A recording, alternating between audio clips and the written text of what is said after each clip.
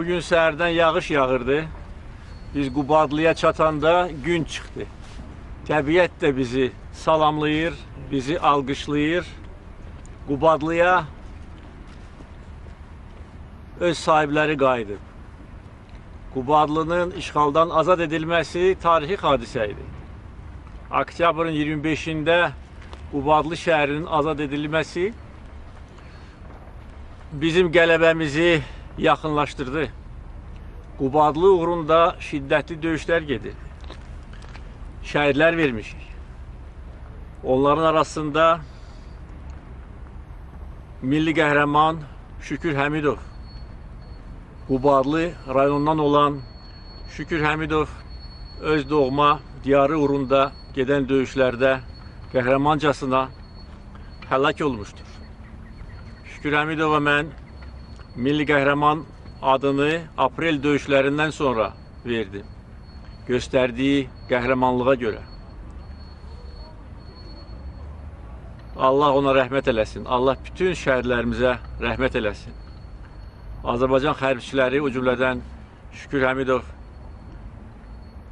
dövlət tərəfindən yüksək döyüş ordenləri ilə təltif edilmişdir. Qubadlı rayonunun azad edilməsi əməliyyatı bir neçə gün çəkdi.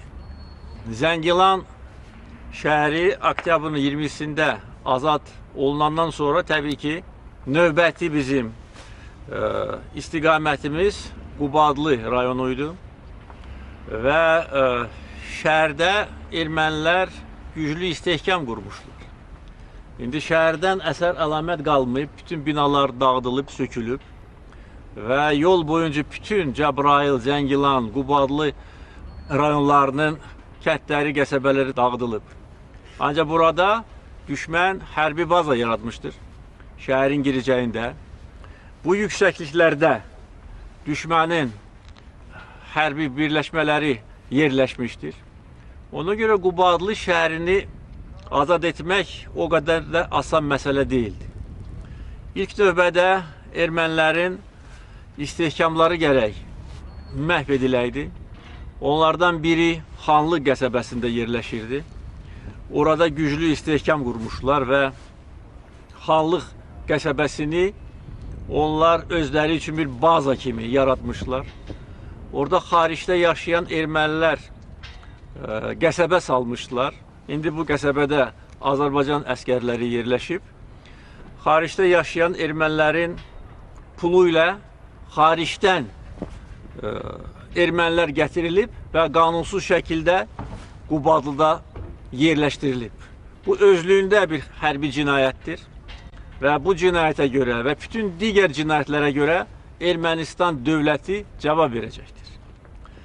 Qubadlını azad etmək üçün ilk növbədə biz bu yüksəklikləri götürməliydik və düşmən müntəzəm olaraq bu yüksəkliklərdən hərbiçilərimizə atəş açırdı.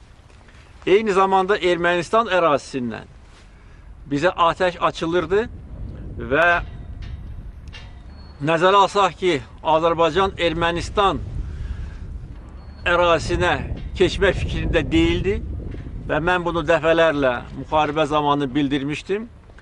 Onlar hesab edirdilər ki, bu imkanlardan istifadə edib bizim hücumumuzun qarşısını ala bilərlər. Buradan Ermənistan sərhədinə Qubadlı şəhərindən bax o istiqamətdə 5 kilometr məsafədir.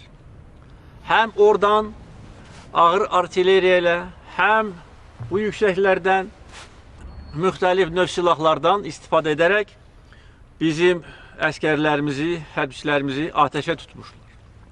Ona görə Qubadlı əməliyyatı xüsusi peşəkarlıq tələb edirdi, fədakarlıq tələb edirdi. Azərbaycan ordusu da bu peşəkarlığı, fədakarlığı göstərib. İlk növbədə şəhərə hakim olan yüksəkliklər götürüldü. Ətrafda yerləşən kəndlər, o cümlədən Xanlı qəsəbəsi, Padar, Sarıyataq, Mahmudlu kəndləri götürüldü və strateji yüksəkliklər ələ keçirildi.